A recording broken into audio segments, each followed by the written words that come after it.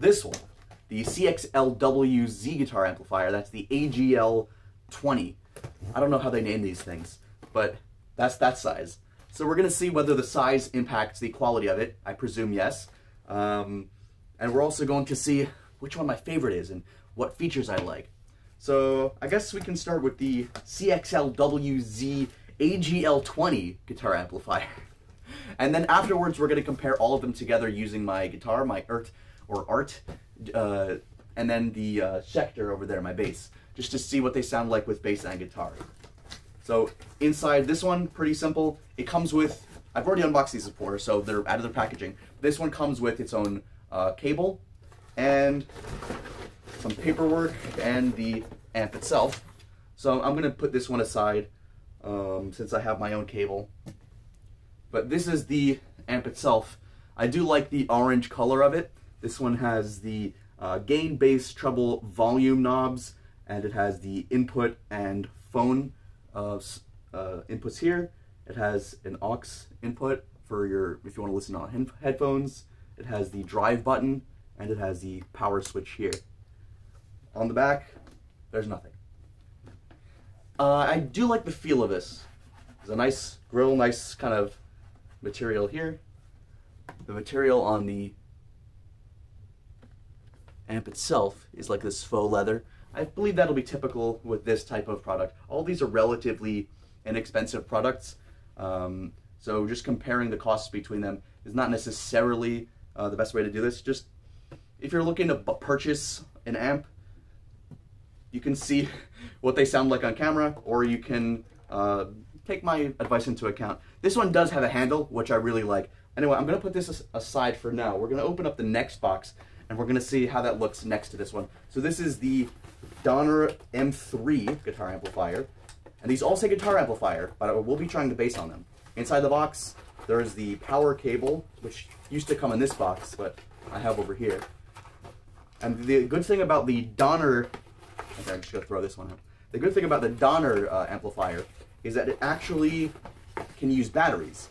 Now, here's the amp itself, and you can see the size difference already. It's like less than half the size.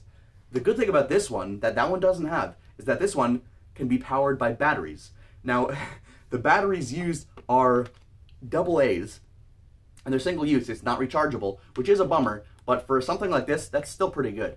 So this can be used by battery, or you can use the relatively short cable to plug that in, and this is 0.5 amps, which is very low power for something like this. So I don't expect it to do so well with the amp, but we'll see. Especially since this one is, what does this say? Does this say power? No, this doesn't say the amperage. This says 100 to 130 volts. This one says 9 volts? What does this say? This one says 100 to 250 VAC. You know what? I don't understand these numbers. What am I talking about? Anyway, I'm just going to put that one here for now. Oh, this one has the, this actually has an extra knob here. So this one is, it has the drive knob, it has the level knob, treble, middle, and bass. Whereas this one has gain, bass, treble, and volume. I never understood why someone miss different knobs and keep other ones. But this has a speaker output if you want to plug in other speakers to this one. It also has the headphones output if you want to listen to it. It has the on button, and it has the looks like the drive button here instead of a drive button. Actually, yeah, this should do the same thing, I believe. We'll see what the difference is between them and how they sound. And that's the DC in port on the back there. So just give a close-up look of that. It's got a pretty nice grill. I think I like this grill better than the other one, because the other one is soft, but this one is, I guess, more classical. And that's what that looks like. And then we're going to put that right here for now. I'm going to plug this into the extension cable here. Pow. And then we'll plug in, where are we? Here, input. Wham. I suppose we can put these on the side like that so you can get a good full view of the action. Now, I'm not going to be playing anything special. We're just going to see what the tone sounds like. Ready? Click. Turn everything up to mid.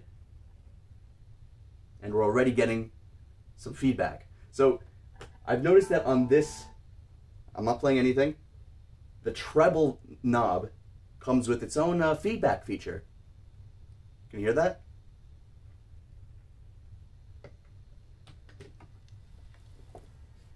That light is bright. Anyway, it's not super noticeable, especially since I'll be playing guitar over it, but it is something to note. And that light is very strong.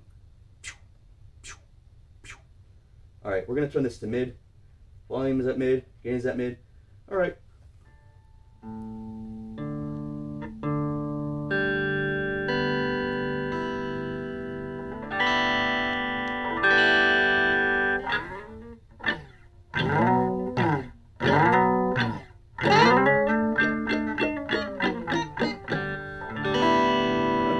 Let's see how loud it can get.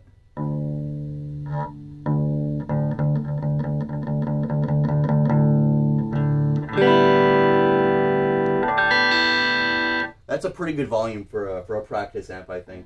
It's satisfactory. It's not super loud, but you'll be able to hear that from across the room while you're practicing. I don't know if you'd be able to hear it super well with the drums, but yeah, I think you probably would. Anyway, let's turn that back up. Let's turn up maybe the bass.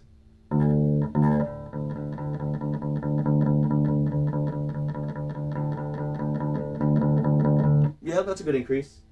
Treble.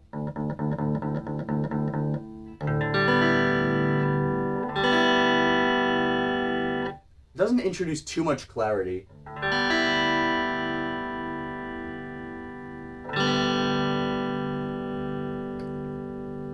It's okay. And gain. I'm not noticing much of anything there. Ready? Start at 0. Not noticing almost anything at all. I'm going to press on the drive button here, and we'll see what that sounds like. So it adds a little bit of distortion, it seems. I said I wouldn't play, but...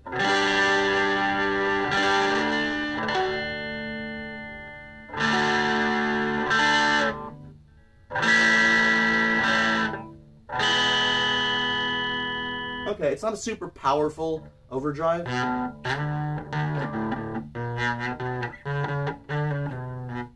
But it's okay.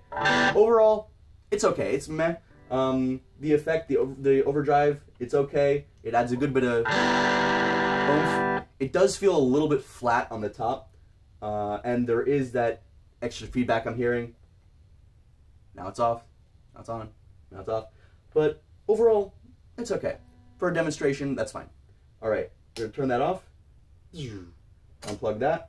Next, we're going to go on to the Donner one. I'm going to put that in front there.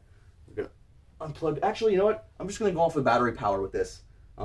Just to showcase that there's nothing plugged in. Look at it go. Alright, plugging this in. Turn it on. Turn everything to mid. So we have the drive, level, treble, middle, and bass, all at 5. You can already tell that's a lot quieter.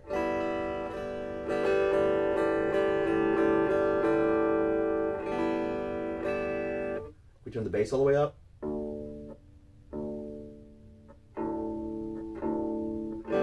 Yeah, so the range in this one is maybe like 3/4 or a half of what the range on this one is. Higher volume, and the bass can go lower, the treble can go higher, etc., etc. This doesn't have as much range. That's to be expected. It's about half the size, less than half the size. So I'm gonna mess around with the knobs, see what they do. Level.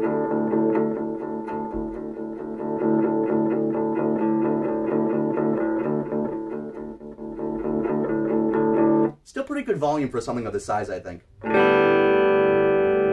I say it's almost as loud as the as this at full volume with this at full level. Almost as loud. And then the drive knob here.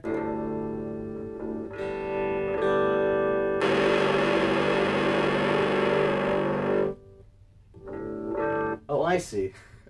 For this one, I should have had the drive on when I was Anyway, oh well.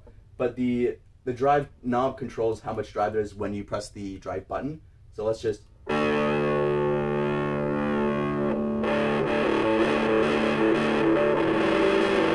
I like that a lot. I like that a lot more. So the fact that this has its own drive knob and it has the drive button here and you can change it. And I think the drive actually sounds more full on this than on this one. This one sounds kind of crunched, kind of compressed. This one sounds more full. I don't know why. Maybe it just has a better range.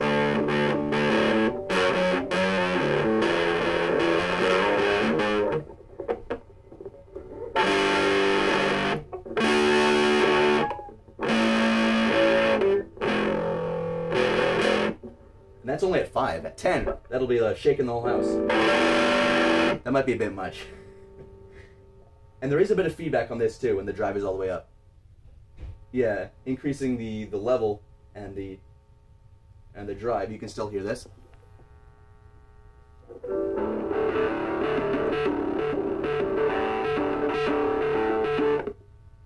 Yeah, it's still there.